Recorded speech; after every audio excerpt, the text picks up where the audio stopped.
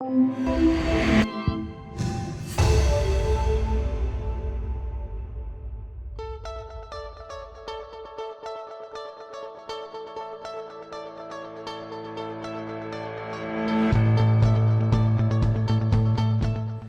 noches con todos y con todas. En nombre de la Maestría en Derecho de la Empresa, de la Universidad Católica, les doy la más cordial bienvenida. Muy rápidamente, para presentarles al profesor Luis Hernando Cebrián. Él es profesor titular de Derecho Mercantil de la Universidad de Valencia. Ha tenido la gentileza de estar con nosotros unos días.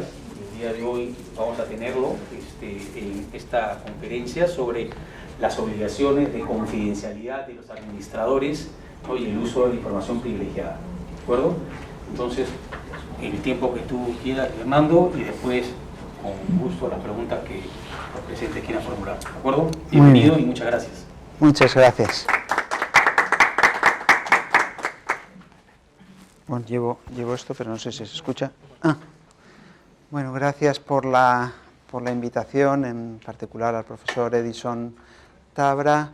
Es un gusto participar con ustedes en este seminario, que además coincide con mi condición de director del Máster de Derecho de la Empresa en la Universidad de Valencia. El tema que quisiera tratar con ustedes hoy es un tema que se sitúa, digamos, a caballo entre el derecho de sociedades, la regulación de la competencia y el derecho de valores. Para iniciar la exposición, hemos de partir de diferentes consideraciones. En el ámbito europeo, la cuestión relativa al abuso de mercado tiene una regulación uniforme mediante un reglamento, que es el reglamento que tienen ustedes aquí, el número 596 de 2014, sobre el uso de información privilegiada, o lo que se conoce como el abuso de mercado. Pero esta regulación se encuentra en una fase de revisión a través de una propuesta de reglamento que va presumiblemente a cambiar, a modernizar, a actualizar los contenidos en torno a este ámbito del abuso de mercado en cuanto a la consideración de la información que se considera privilegiada, las restricciones, la identificación de las personas de la organización que van a poder acceder a esta información, las obligaciones de difusión y las partes involucradas. Por lo tanto, tenemos un ámbito en el cual esta identificación del abuso de mercado va a ser objeto de una profunda revisión. Pero antes de todo, hemos de iniciar la exposición haciendo mención de que cuando entendemos que existe este abuso de mercado, esta utilización por parte de aquellas personas de la organización de forma interesada que puedan utilizar información bien en beneficio propio, bien en beneficio de otros sujetos con los que generalmente tenga una relación o una vinculación y que tenga un traslado en punto a la consideración de las órdenes de compra, de venta, de intenciones que puedan alterar el normal funcionamiento del mercado de valores. Esto, por lo tanto, va a conllevar ciertas ventajas que van a obtener aquellas personas que tienen esta información respecto de aquellos terceros que no participen dentro de la divulgación de esta información, que por tanto van a verse afectados en sus decisiones de adquisición, de compra o de venta de las participaciones o de las acciones de la sociedad. Bien, antes de todo, ¿qué entendemos por uso de información privilegiada? ¿Qué entendemos desde el mercado de valores por el abuso de mercado? Si adelantamos, la regulación marca determinados comportamientos que son de diferente clase. No solamente, vamos a adelantar, por favor, no solamente las operaciones con información privilegiada. Aquí cualquier intento, cualquier actuación que sea potencialmente, que pueda afectar potencialmente al mercado de valores en cuanto a la libre formación de precios, va a ser sometida a estas reglas de abuso, de tal forma que no solo la realización de los actos, sino también la recomendación, la inducción, el conocimiento y la utilización de información privilegiada en nombre propio o en favor de terceros, o la información, la divulgación de esta información de forma ilícita, teniendo en cuenta que en determinados casos la divulgación de información puede venir determinada por la posición del cargo que tenga el sujeto, es decir, que si por razón del empleo, de su función, existe una obligación de dar información a un tercero, en tal caso se va a mantener esta posibilidad, siempre y cuando, por otra parte, hemos de tener en cuenta, exista por parte de este tercero, debido a su posición, una obligación de confidencialidad respecto de esta información. Este concepto amplio de utilización de información privilegiada comprende al igual cualquier intención que suponga un intento de manipulación del mercado. Ante estas situaciones de conocimiento exclusivo de determinadas situaciones que pueda trascender a terceros, por lo tanto generando un provecho en favor de un tercero y un detrimento en perjuicio de otro, pensemos que esto se traslada al mercado de valores y por lo tanto a la decisión de comprar o de vender, el régimen sobre la posición de abuso de mercado va a exigir que tenga lugar como consecuencia y para evitar las responsabilidades derivadas de infracciones de las normas del mercado de valores, va a dar lugar a la obligación de divulgar cualquier información que pueda afectar al mercado. La consecuencia lógica será que se evitarán enriquecimientos injustos por la parte que tenga esta información y el correlativo perjuicio a aquellos que no la tengan. Bien, si continuamos con esta exposición en torno a los comportamientos y situados en torno a qué constituye esto que denominamos en el ámbito europeo la regulación del abuso de mercado, al mismo tiempo tendríamos que vincularla con el régimen de los deberes fiduciarios de los administradores.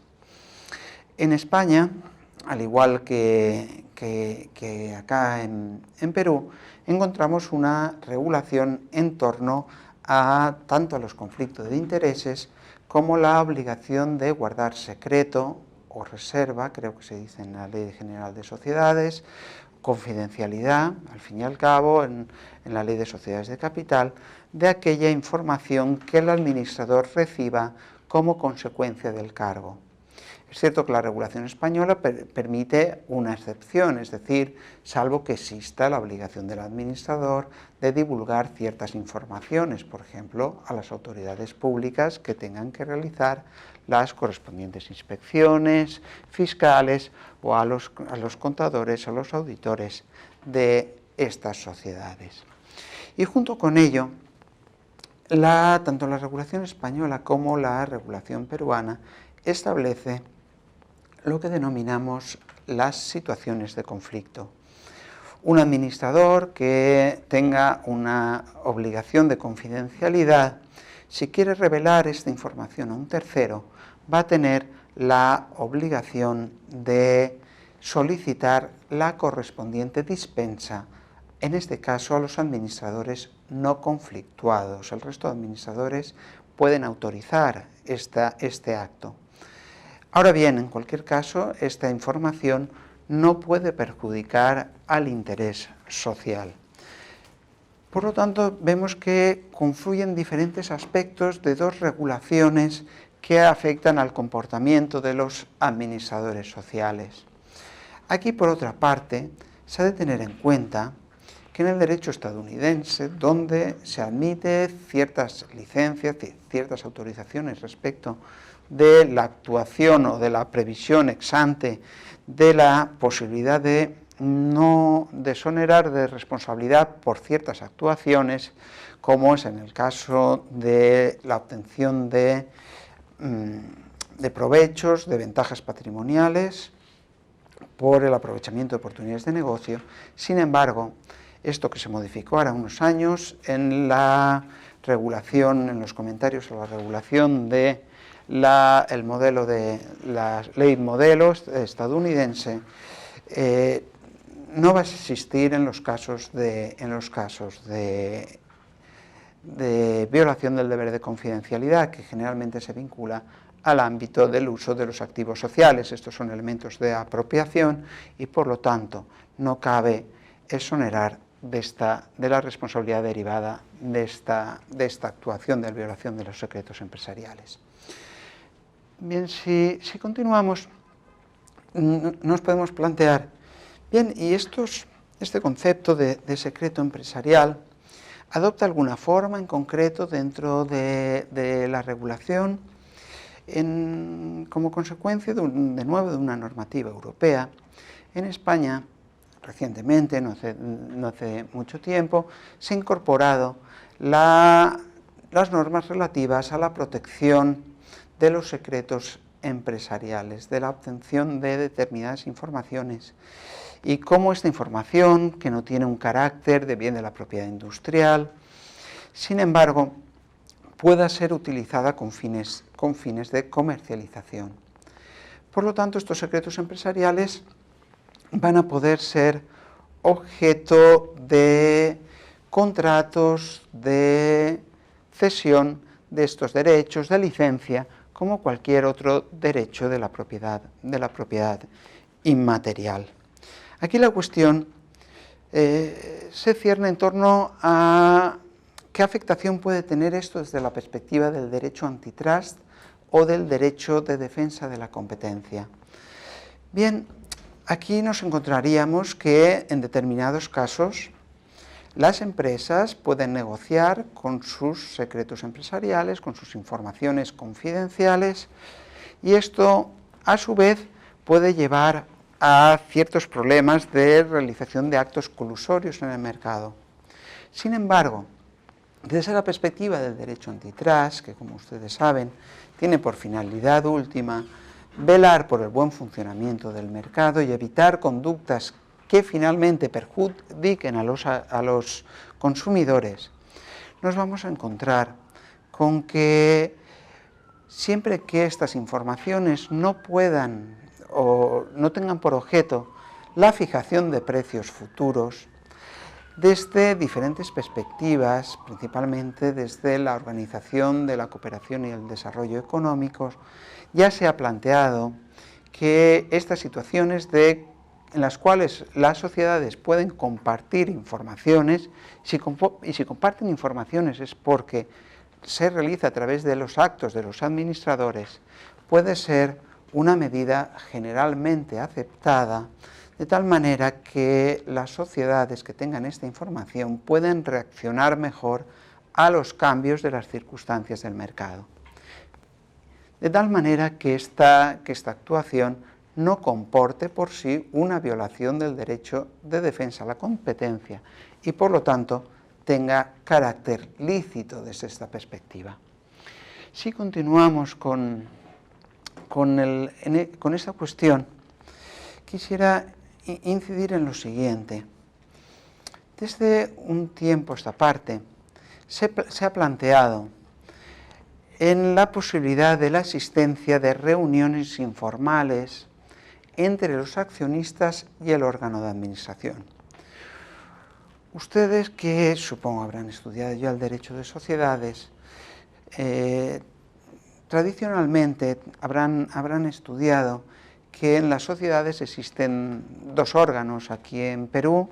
Por una parte, el directorio, nosotros llamamos el Consejo de Administración; por otra parte, la Junta General de Accionistas, y que la información por parte del directorio se ha de llevar a cabo dentro de las Juntas Generales de Accionistas. Sin embargo, también es cierto que en determinados casos se van a encontrar con que determinados o ciertos accionistas que tienen un poder relevante, una participación relevante en las decisiones de los órganos de administración y en el apoyo que recibe el directorio o los componentes del directorio en la aprobación de sus políticas, pueden tener una cierta influencia en el gobierno corporativo. Esto puede tener lugar por dos vías. Y estas comunicaciones no tienen lugar en la Junta General, tienen lugar fuera de las reuniones clásicas que pensamos que en las cuales los administradores tienen que dispensar información. Pero esta información puede tener un doble carácter. Puede ser únicamente unidireccional, es decir, aquellos grandes inversores institucionales pueden dar indicaciones a los administradores sobre aquellos aspectos que consideran que permiten o que lleven a un buen gobierno corporativo o a que respondan a sus valores cuando invierten en la sociedad, bajo la sanción de que en caso de no cumplirse se tendrá en cuenta a la hora de votar sobre las políticas que posteriormente se lleven a la Junta General. Estas comunicaciones unidireccionales en principio no conllevan ningún problema desde el punto de vista de la información privilegiada. Sin embargo, en otras ocasiones, la realidad demuestra que existen reuniones entre ambas partes donde ambos dan informaciones que en su caso pueden llegar a tener el carácter de información privilegiada. Y esto sí que comporta un riesgo que va a dar lugar a la posibilidad de asumir una responsabilidad derivada de la información que se dispense a estos accionistas. Claro, les he dicho, bien, ¿y esta información cómo puede quedar protegido el administrador? ¿O cómo el administrador puede saber qué información debe dar a estos socios que se involucran, que tienen interés en la vida social? Y al mismo tiempo, cómo el administrador ha de ser lo suficientemente discreto para saber que determinada información no la puede facilitar, porque en ese caso estaría incurriendo en una responsabilidad derivada de la violación del deber de secreto que le impone la regulación societaria. Esto se ha estudiado desde diferentes perspectivas, ya les he comentado la cuestión relativa a los conflictos de intereses y a las posibilidades que puede alcanzar un administrador a la hora de considerar que pueda dar esta información. El segundo aspecto desde el cual se ha estudiado este asunto tiene que ver con el principio de igualdad de trato.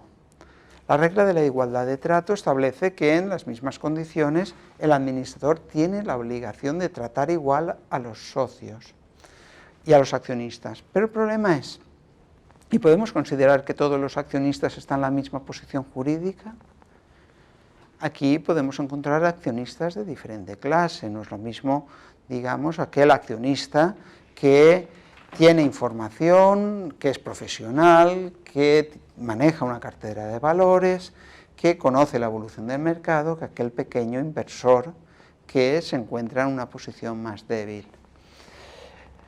Desde ese punto de vista ya hemos dicho, bueno, si nos encontramos con una situación de información privilegiada, la regla es que la sociedad, el emisor, tiene que dispensar esta información a todas las partes que forman la sociedad, con lo cual se tenga que o evite este riesgo que va a existir de preferir a unos socios o poner una posición más beneficiosa a unos socios que a otros. Bien, si continuamos, aquí hemos de plantearnos, y estas actuaciones, estas comunicaciones que tienen fuera de la Junta General, ¿son lícitas o no son lícitas? O el administrador, antes de tener cualquier reunión con un accionista, ha de convocar Junta General para que el resto de accionistas puedan estar presentes y puedan decidir al respecto. Aquí la cuestión, si atendemos al reglamento de abuso de mercado del año 2014, a las que he hecho referencia con anterioridad, nos indica que el régimen va a tener aplicación cuando se dé operaciones del mercado y una parte tenga un beneficio, según les he dicho, en detrimento de los terceros. ¿Pero por qué es esto relevante? La cuestión última radica en la transparencia del mercado de valores y en la confianza de los inversores en la correcta formación de precios dentro del mercado de valores, de tal modo que nos encontremos que si se dan estas prácticas se va a generar una desconfianza y por lo tanto esto puede tener un efecto pernicioso en la evolución de la fijación de precios. Si continuamos veremos que la regulación al mismo tiempo establece ciertas excepciones, ciertas reglas que nos señalan que cabe esta posibilidad de conceder determinada información aunque tenga el carácter privilegiado. En principio, hemos de tener en cuenta que el deber de secreto o de reserva corresponde a los administradores. Sin embargo, cuando acudimos a la regulación del mercado de valores, esta regulación extiende la obligación de secreto, de confidencialidad, a todos aquellos que puedan tener acceso a la información que pueda dar lugar a un privilegio, a una situación mejor de unos accionistas respecto de otras. Por lo tanto, aquí no únicamente se trata de mantener esta obligación de confidencialidad, que es consustancial a la condición del administrador, del miembro del directorio, sino también a cualquier otro miembro de la organización social, aun cuando no tenga la condición de director. En su caso, cuando se trate de un gerente, pero también cuando se trate de cualquier otro personal cualificado que pueda tener acceso a esta información. Incluso a personal que sea, digamos, externo a la empresa, un asesor, un auditor, un contable, incluso una agencia de calificación que pueda obtener cierta información. Pero en tal caso, lo relevante será que la sociedad adopte las medidas necesarias para mantener la confidencialidad de esa información, de tal forma que ese deber de reserva se traslade al otro sujeto y que el incumplimiento dé lugar a esta responsabilidad.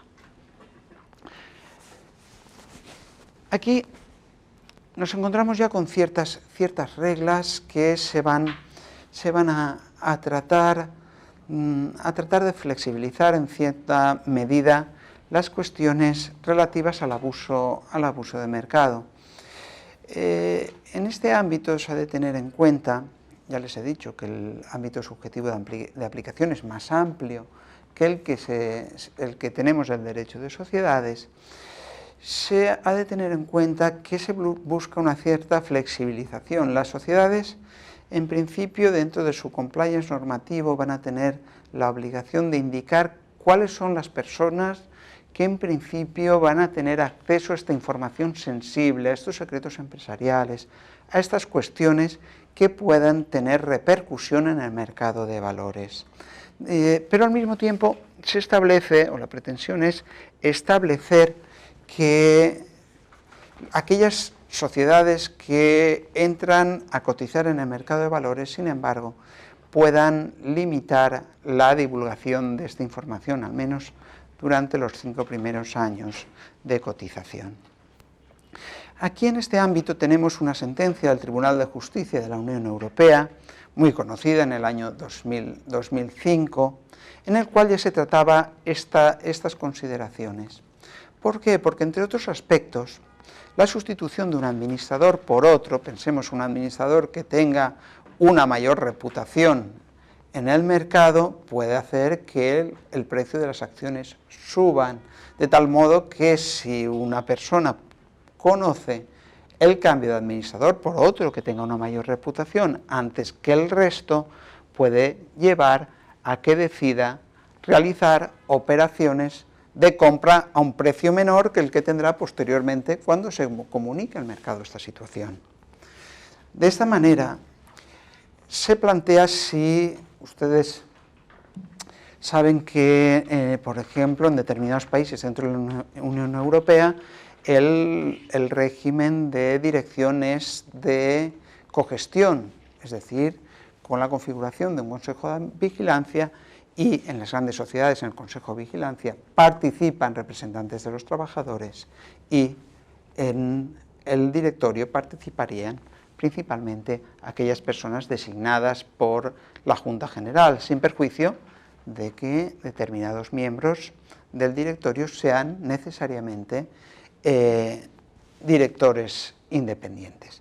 Aquí se planteaba, y bueno, si este miembro del Consejo de Vigilancia es designado por un sindicato de trabajadores y renuncia en su cargo, ¿puede comunicarlo antes al presidente del sindicato que al resto de miembros de la Junta? Y la respuesta, dada por el Tribunal de Justicia, atendía al criterio que les he señalado anteriormente. Es decir, si por razón de su profesión, de su cargo, está obligado a comunicarlo, en ese caso tal comunicación no va a constituir la existencia de un abuso de mercado, siempre que a su vez se mantenga el carácter confidencial de esta información.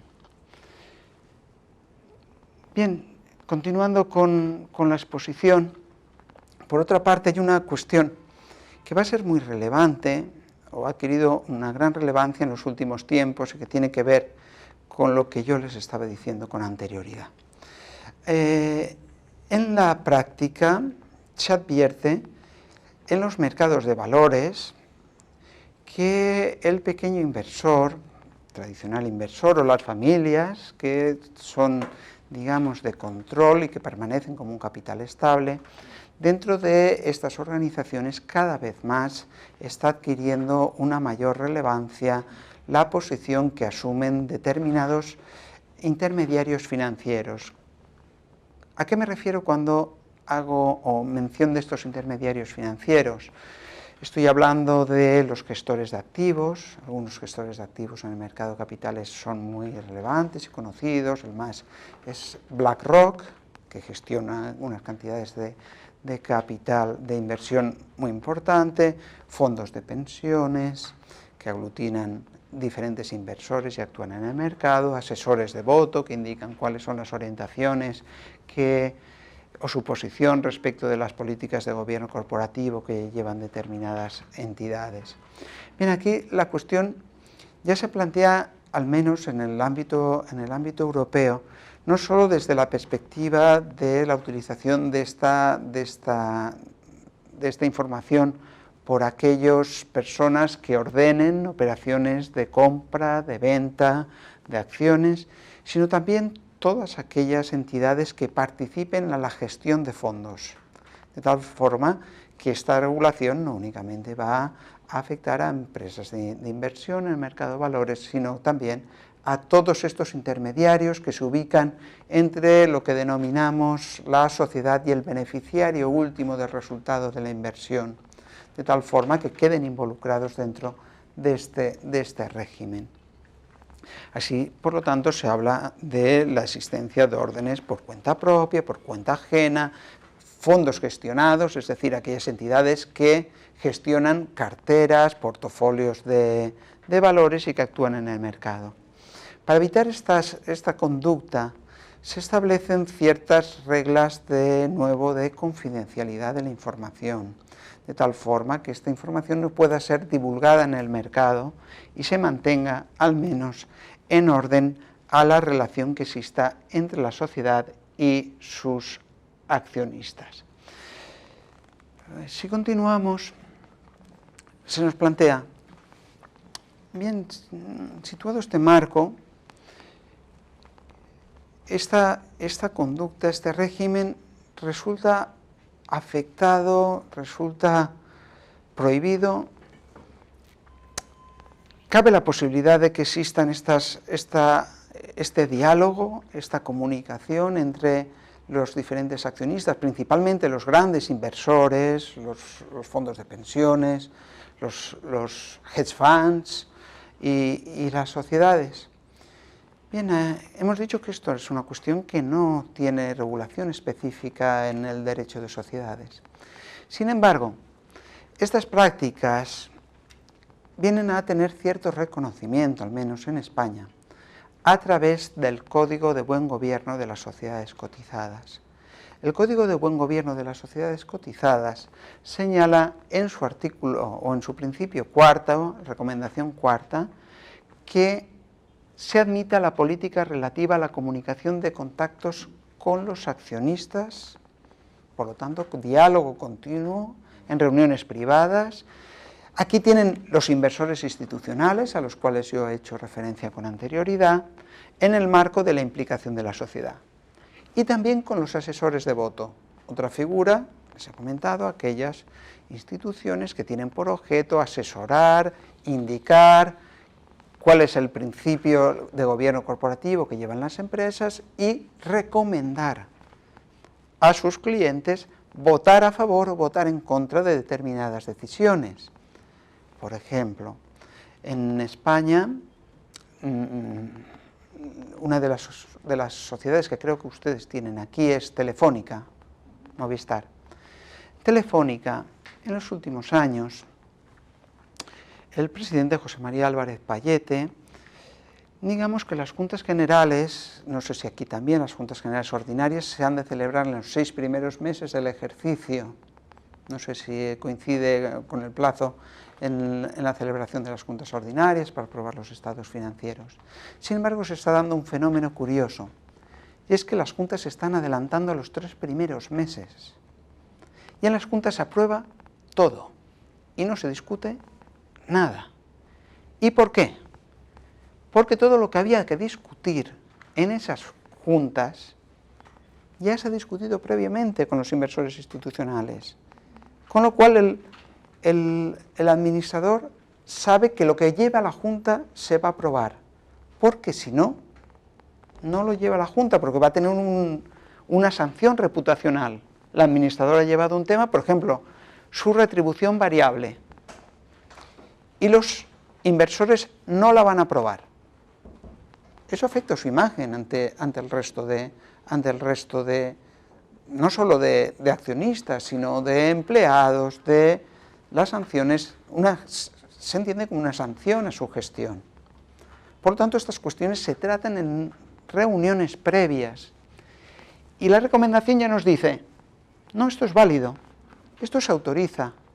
Ustedes pueden tratar las cuestiones de gobierno corporativo, la retribución antes. Y es más, es conveniente que dialoguen, que ustedes adviertan cuál es su orientación, cuál quiere que sean los principios de gobierno corporativo. Pero claro, esto es lo que nos lleva a que las juntas pasan a ser unas juntas meramente formales.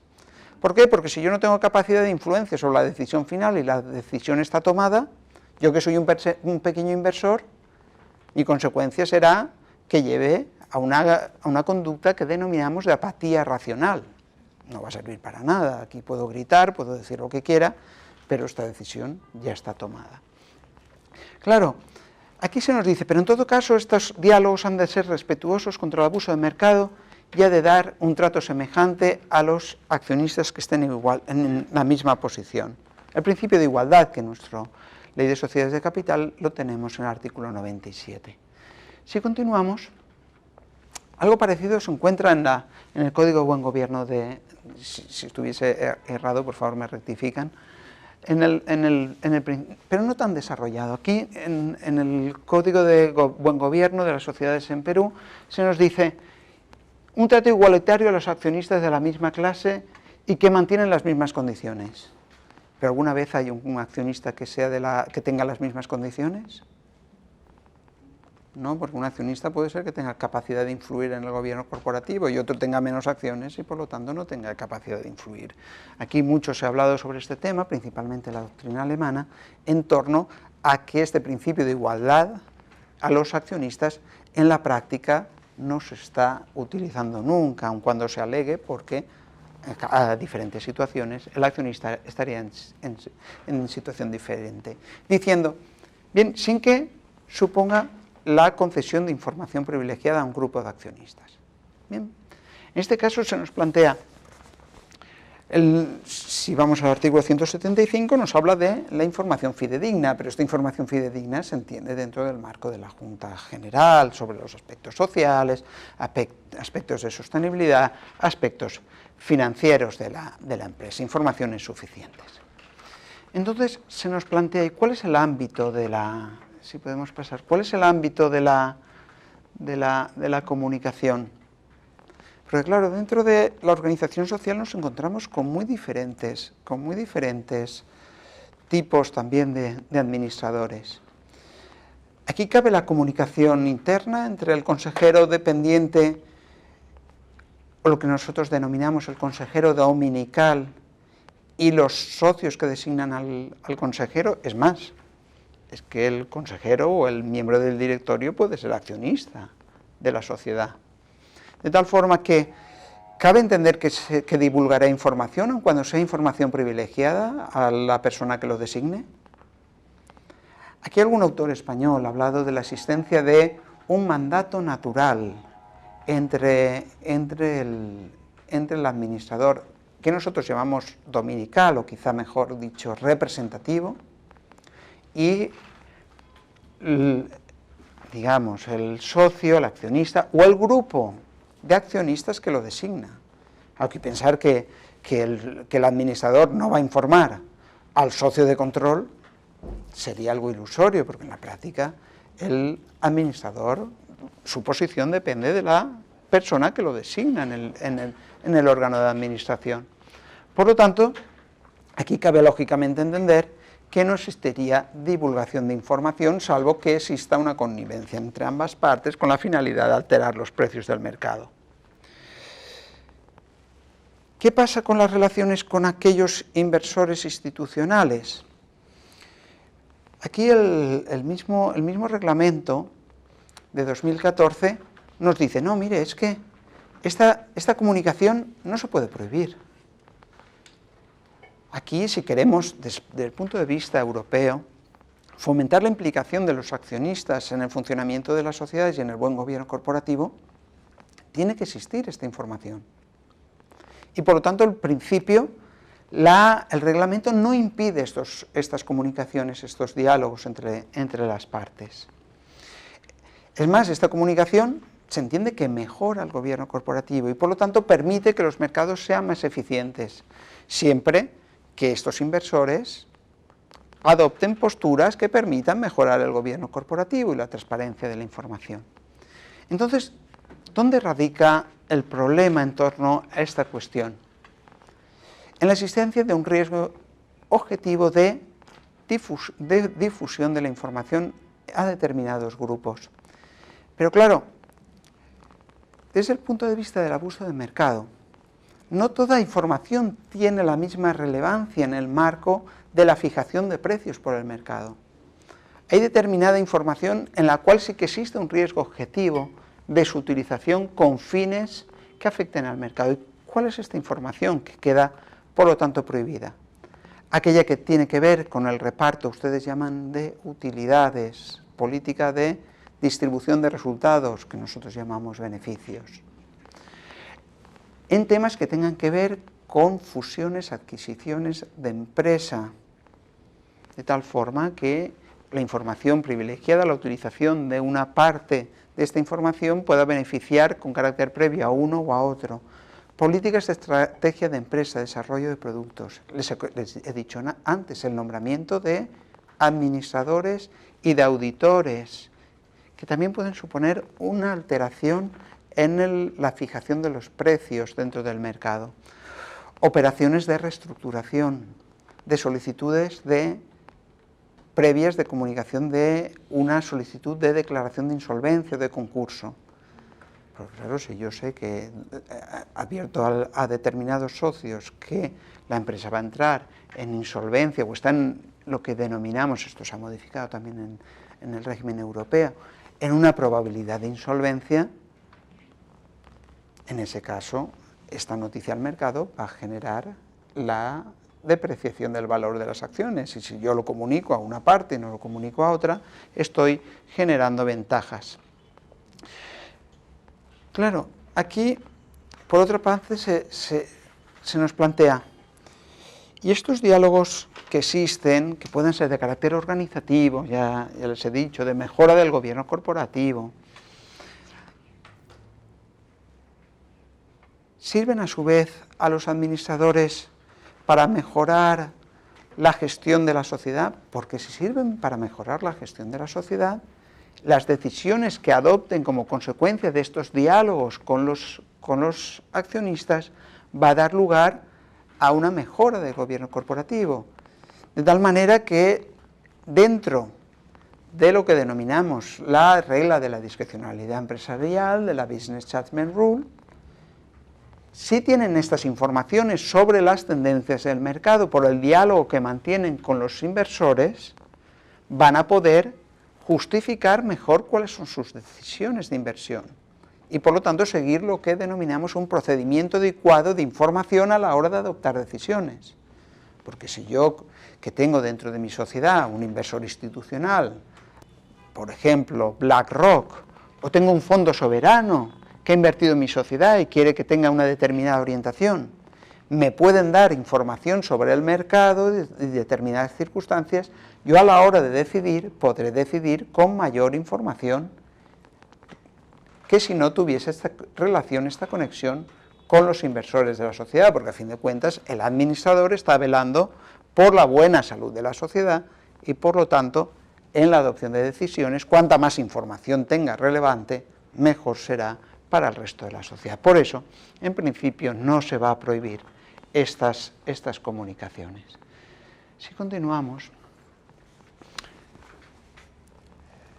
en todo caso, les puedo decir que en el supuesto español, el último informe de 2021, de las recomendaciones menos seguidas se encuentran aquellas que tienen que ver con el diálogo con los accionistas.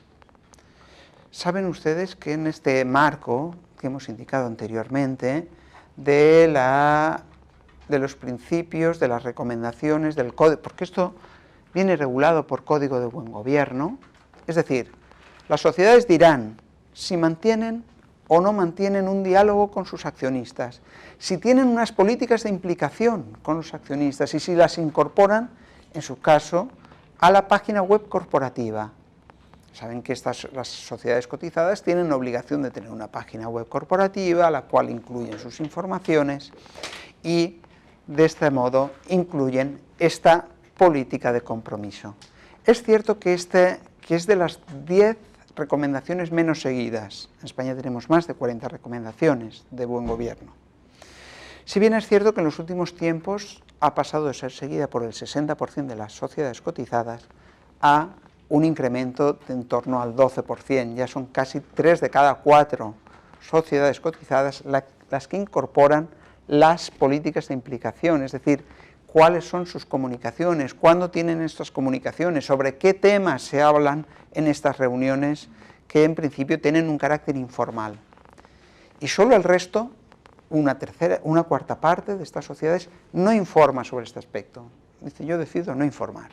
Son más opacas, pero en todo caso esto es derecho blando y las sociedades pueden decidir si informan o si no informan de estas cuestiones. Ya después será el mercado el que decida si el gobierno corporativo no es suficientemente transparente y por lo tanto yo no invierto en esta sociedad, invierto en esta otra sociedad que sí que me informa periódicamente de cuáles son estas reuniones, cuál es la agenda, qué se ha tratado y cuáles son las orientaciones que se han seguido. Claro, esta cuestión lleva a otro aspecto, que es lo que yo les quería comentar. ¿Todos los accionistas son iguales? Aquí tendríamos que pensar, y aquí introduciríamos algunos elementos propios del derecho bursátil o del derecho financiero. En el derecho financiero, en la relación con las entidades, de las entidades bancarias, entidades financieras con sus clientes, diferenciamos entre lo que denominamos contrapartes elegibles, es decir, aquellas partes que tienen la misma capacidad de negociación y de conocimiento del mercado que tienen las entidades emisoras. Luego, aquellos que se dedican profesionalmente a estos sectores, donde podríamos incluir los asesores de voto, y por último, los pequeños inversores, que estos no tienen la misma capacidad informativa, la simetría informativa es mucho más elevada que en el resto de casos. Aquí se introduciría un elemento que es relativo al principio de conoce a tu cliente. Al menos en Europa las entidades bancarias no han de dar la misma información a una gran entidad que a un inversor minorista, a riesgo de que si no se cumple la información mínima que se ha de dar a un pequeño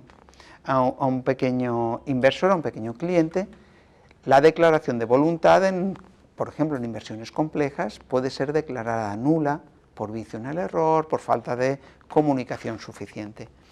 Aquí, por lo tanto, nos encontraríamos en una situación similar en torno a las posiciones que tienen estas partes, es decir, si yo tengo dentro de mi accionariado un accionista que tiene el 20% del capital de la sociedad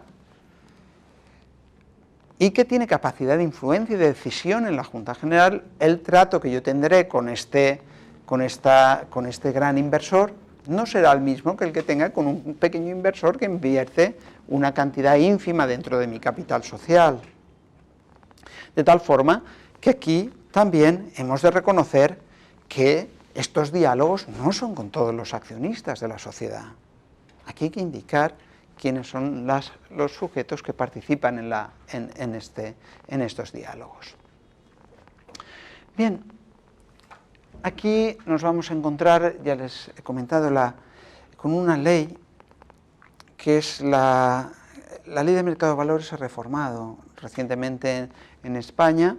Ya ven aquí que tienen esta ley, es de 17 de marzo de este mismo año, donde se reconoce la consideración de estas contrapartes elegibles. ¿Quiénes son todas estas personas que operan en el mercado de valores, que tienen influencia en el mercado de valores, que tienen capacidad de poder influir, de informar, de ser informadas, que no van a tener el resto?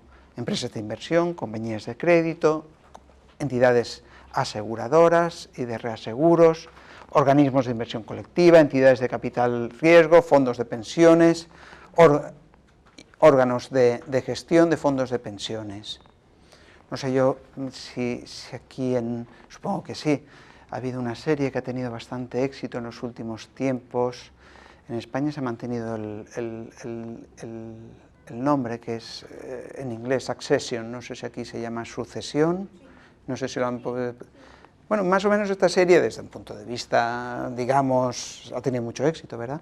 Porque ha salido hasta en las portadas de los periódicos, al final del último capítulo y demás.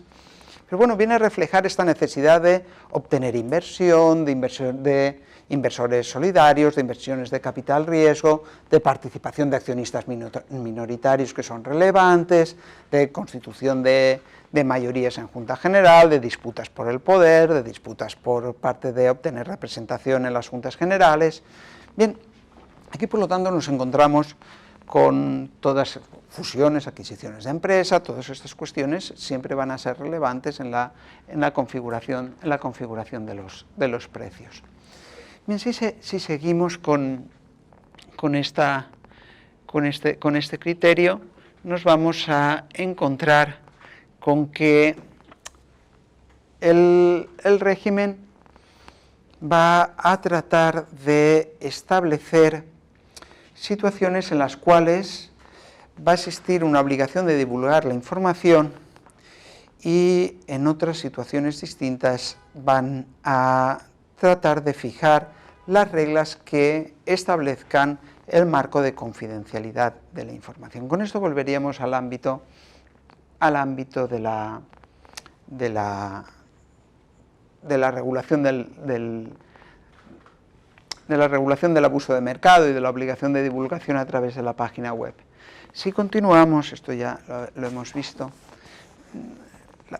nos situamos ya en la parte final.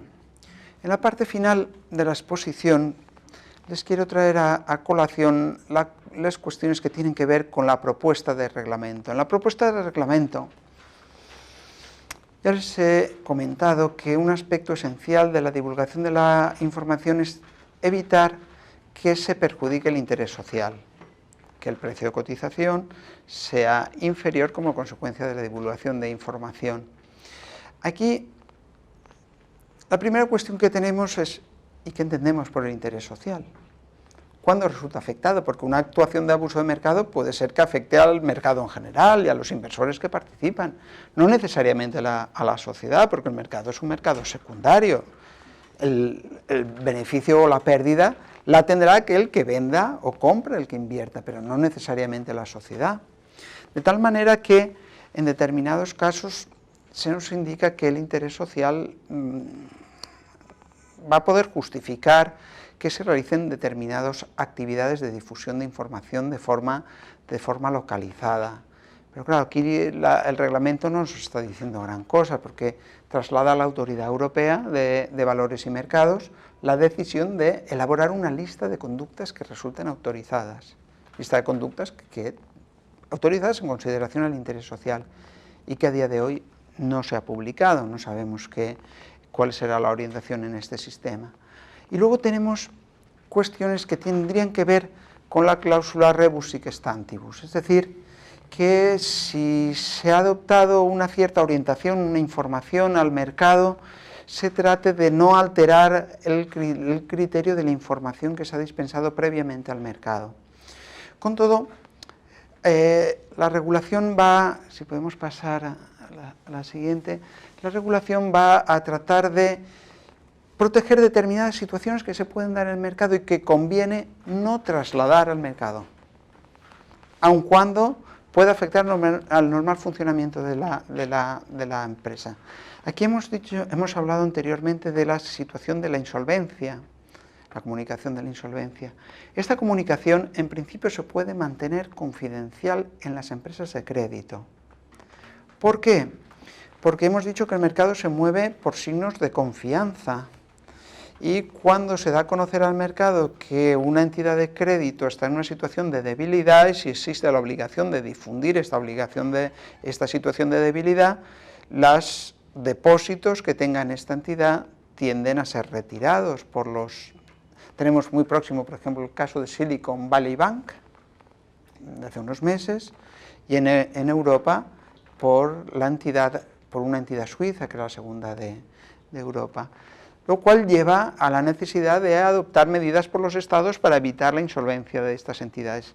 Antes de que se sepa esta situación por el mercado, se mantiene la posibilidad de mantener la confidencialidad de esta situación sin que esto suponga, se ha de comunicar a la entidad de control correspondiente, pero sin que esto suponga que se ha incumplido alguna norma relativa a la violación de divulgar información confidencial. Por otra parte, nos encontramos con otra cuestión que tiene que ver con la divulgación de información en procesos se denominan prolongados. Y esto tiene que ver porque si ante situaciones de fusión, de unión de empresas, de transmisión de adquisiciones de empresa, se comunican determinadas informaciones al mercado, al mismo tiempo pueden existir efectos adversos negativos en los inversores. Piensen, por ejemplo, ustedes que se comunica al mercado que se está llevando o preparando negociaciones para una fusión con otra sociedad.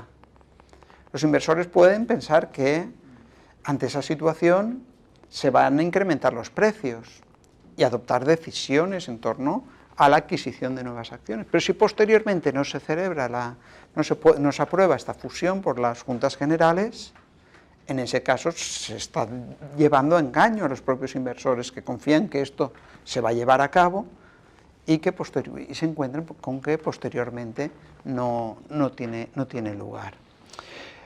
Por eso nos encontramos ante estas excepciones que permiten no divulgar información mientras estemos en un proceso de formación de las voluntades sociales hasta que se lleve a cabo. Bien, aquí tenemos otro caso que les traigo en torno a otra sentencia del Tribunal de Justicia de la Unión Europea que tiene que ver con la dimisión del presidente del Consejo y la comunicación a determinados miembros del Consejo de Administración y de Supervisión a efectos de considerar si esta comunicación en sí misma entrañaba abuso de mercado, en la cual el tribunal vino a considerar que siempre que exista esta obligación de confidencialidad no va a existir violación del reglamento de abuso de mercado. En todo caso, ya les digo que el régimen en torno a estas cuestiones tiene que ver con las precauciones necesarias en materia de confidencialidad y de obligación de información a la autoridad competente, siempre que se pueda asegurar la confidencialidad, porque si no se asegura esta confidencialidad, van a aplicarse las sanciones derivadas del incumplimiento, desde la perspectiva del abuso de mercado, y sin perjuicio de justificar. Oigan, yo no he dado esta información, tenía que haberlo dado, pero le voy a explicar a la autoridad de control que no la he dado porque se cumplían las excepciones que me autorizan no dar esta información, en tanto que esta información podría perjudicar el interés social, según lo que hemos visto, o bien podría alterar esta valoración de los precios del mercado y afectar, por último, a la confianza que tengan los inversores acerca de las informaciones que dispensa la entidad.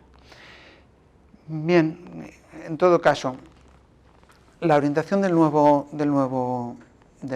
saben ustedes que esto es una regulación que tiene por objeto o que recae en el ámbito de la actuación de control de las entidades supervisoras y cuyo incumplimiento da lugar a sanciones de carácter administrativo que recaen sobre las sociedades y a su vez sobre aquellas personas que realizan actos que pueden afectar al mercado. La intención es que en todo caso se fijen unos criterios en consideración al volumen de actividad que tienen estas entidades en el mercado, principalmente porque en Europa estamos en un proceso de adaptación del régimen de cotización y de acceso a financiación de las pequeñas y medianas empresas, que por una parte reduzca los requisitos de los folletos de emisión de valores al mercado y que sirva para evitar los costes de gestión que tienen estas empresas. Por lo tanto, las sanciones no se buscan unas sanciones de carácter fijo,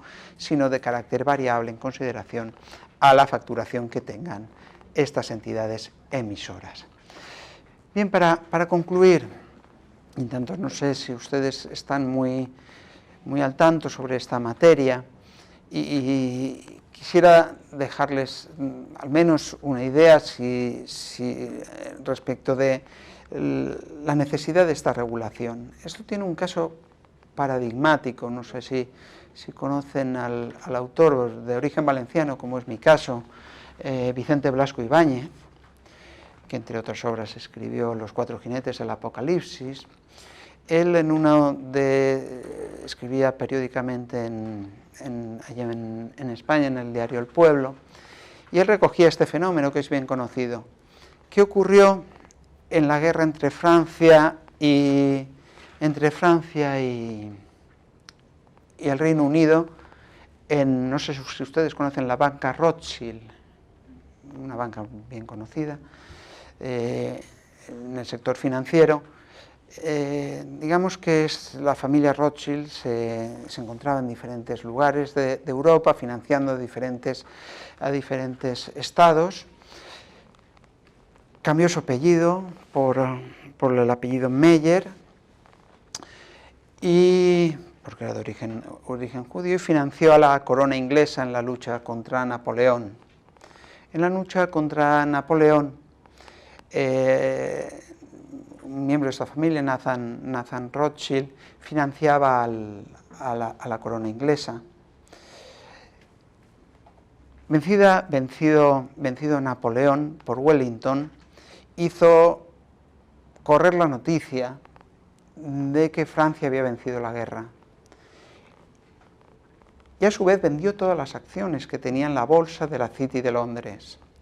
¿Qué ocurrió con esas acciones? Aquellos que vieron que Rothschild vendía sus acciones, todos empezaron a vender. Las acciones bajaron. Se dice llegaron a valer lo mismo que el papel de estraza. Saben que el valor del papel de estraza es un papel que no tiene ningún valor. Pero Nathan Rothschild sabía que Wellington había ganado a Napoleón. ¿Y qué hizo? Una vez el valor de las acciones estaba por los suelos, compró. Al día siguiente se convirtió en una de las grandes fortunas mundiales. ¿Qué hizo?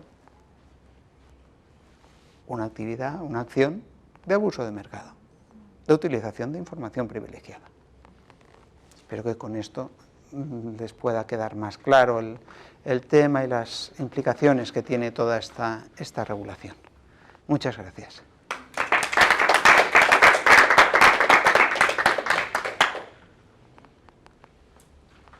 No sé si tienen alguna pregunta para el ponente. Bueno, yo les animo a preguntar con total confianza, no tengan ningún reparo, es decir, yo entiendo que es una cuestión técnica, todas estas cuestiones del mercado de valores tienen, y siempre estamos en una diatriba entre la confianza, la seguridad del mercado y la información que cabe dispensar, o la necesidad de promover el diálogo entre los accionistas y la sociedad. No sé si les ha quedado alguna duda, algún aspecto que quieran. Yo quizás para preguntarte. No, simplemente tú lo has mencionado más enfocado al mercado de valores, ¿no? Por ejemplo, esto también tendría algún uso, por ejemplo, en otros casos donde las empresas se ven involucradas, ¿no?, en temas de corrupción, ahora con el tema del cambio climático. ¿Tendría algún tipo de aplicación, ¿no?, el tema del deber que tiene el Consejo de Administración de guardar determinada información? Aquí hemos de tener en cuenta que el criterio es el siguiente. El criterio es, lo que buscamos es favorecer que los accionistas informen al administrador. Mira, a mí me preocupa este tema y me preocupa este otro, y quiero que la sociedad sea gestionada así. Si tú cumples este objetivo que yo tengo como accionista, tienes mis votos para aprobar los acuerdos de la Junta. Si no cumples con mis objetivos, yo voto en contra. De tal forma que el administrador puede tener diferentes enfoques. Claro, si me votan en contra de mi decisión, puede ser que no me aprueben los estados anuales. O puede ser que no me aprueben mi retribución como administrador.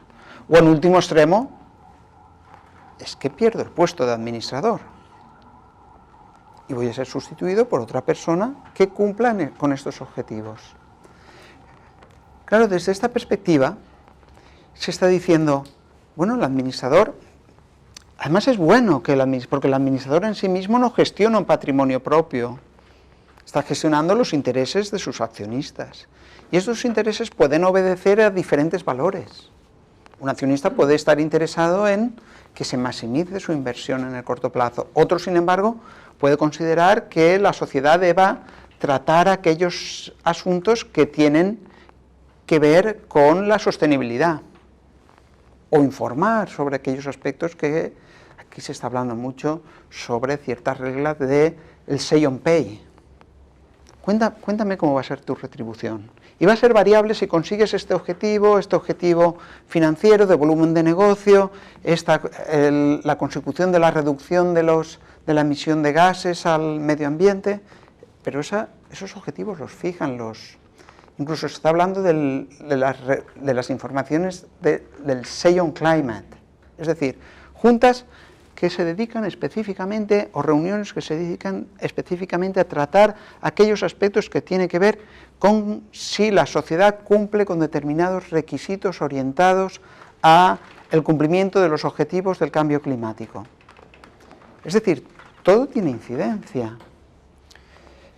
Desde este punto de vista, la cuestión del abuso de mercado radica en si estas informaciones son susceptibles de modificar el precio de las acciones.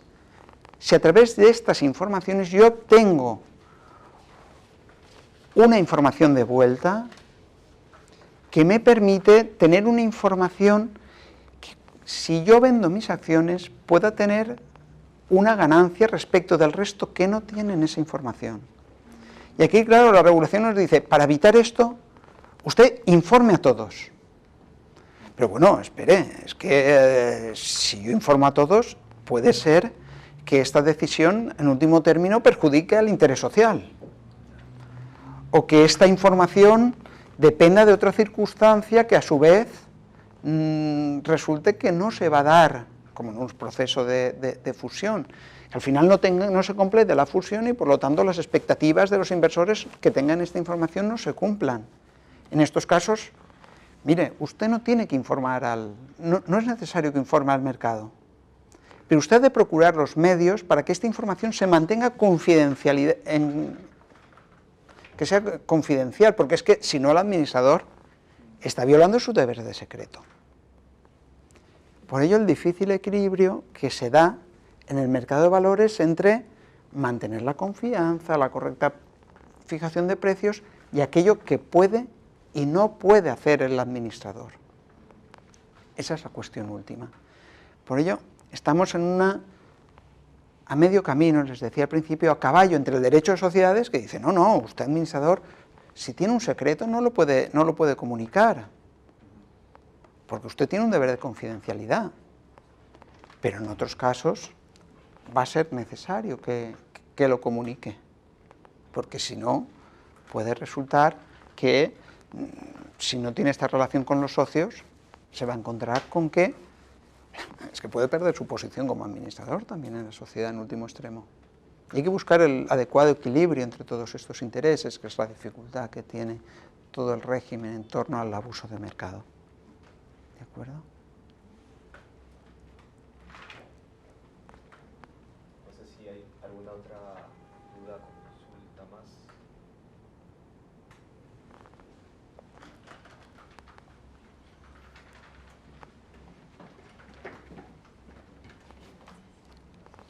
Buenas noches, doctor.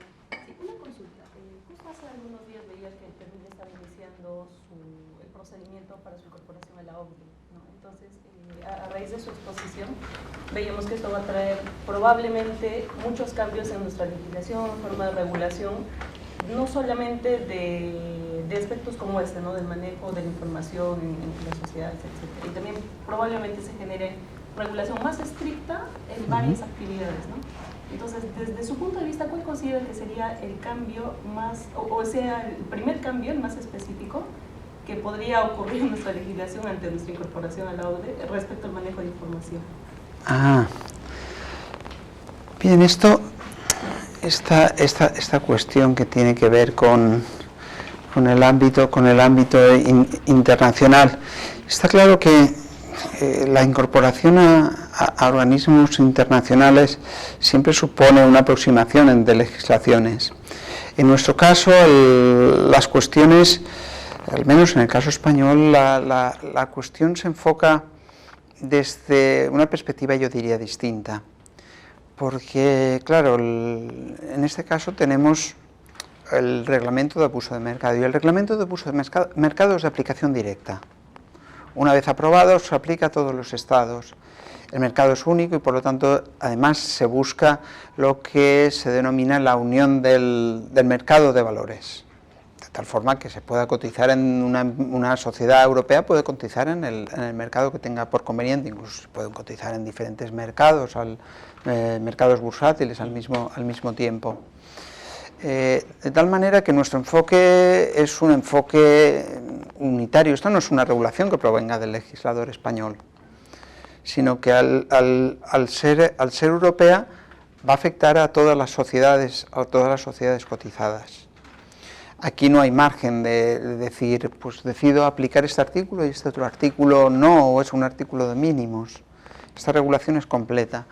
Desde este punto de vista, es cierto que el reglamento de abuso de mercado, en siglas inglesas es el denominado MAR, está inspirado también en normas sobre abuso de mercado del derecho estadounidense, de tal forma que hay una cierta aproximación.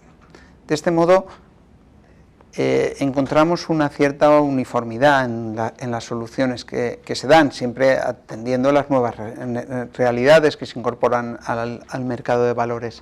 En tal sentido, yo entiendo que esto ha de dar lugar a una cierta convergencia, es decir, aún no sé exactamente el tratamiento desde la perspectiva del órgano regulador en Perú en materia de la superintendencia, ¿no?, en materia de mercado de valores, en torno a esta cuestión, pero está claro que la tendencia es a ser más restrictivo en este ámbito, donde además las realidades son diversas. Tampoco conozco exactamente la composición de las sociedades cotizadas en Perú, pero supongo que tendrán cierto parangón con lo que se encuentra en otros ámbitos. Generalmente las sociedades europeas son de capital más concentrado, donde tenemos grupos familiares muy importantes en las sociedades cotizadas. Sin embargo, cada vez más vemos la influencia de estos inversores institucionales en las grandes sociedades, que según pasan generaciones tienden a tener un capital más diversificado. Y por eso la necesidad del tratamiento particular que demanda el mismo mercado. Porque estas sociedades, estos grandes inversores, cuando entran en una sociedad, entran con ciertas exigencias. Mire, es que yo voy a invertir en esta sociedad, pero a mí me tienen que reconocer una persona en el Consejo de Administración, porque si no, no les voy a comprar una parte de esa sociedad. Y esto se fija en pactos parasociales, de tal forma que se ha de cumplir, y si no se cumple conlleva determinadas cláusulas indemnizatorias, donde se fijen ya los criterios en los cuales cabe este coloquio, este diálogo entre el inversor y el resto de miembros de la organización. Por lo tanto, esto está dando lugar a unas relaciones que son diversas, aquella en la cual pensábamos, no, mire, el administrador es un administrador independiente, que es designado por los accionistas, y el capital está completamente diversificado. Y esto da lugar a problemas de agencia, problemas clásicos desde el punto de vista del análisis económico del derecho. Esta realidad está siendo diversa. Hay una cierta reconcentración del capital social, pero a manos de estos grandes inversores, que además tienen mucha influencia en el mercado y que invierten en diferentes sociedades con actividades también diversas y tienen mucha influencia dentro del mercado corporativo, donde hay que establecer ciertas barreras de información que se puedan dispensar. No sé si con esto y claro, esta realidad se incorpora al resto de jurisdicciones, claro. No sé si... Me parece que ya no hay más. En todo caso, si no hay más consultas, muchas gracias, Fernando, muchas gracias de parte de la Maestría en Derecho de la Empresa a todos los asistentes por acompañarnos nuevamente. Muchas gracias por la exposición y por el tiempo que has dado para estar con nosotros. Muchas gracias a vosotros, espero que tengamos otra ocasión.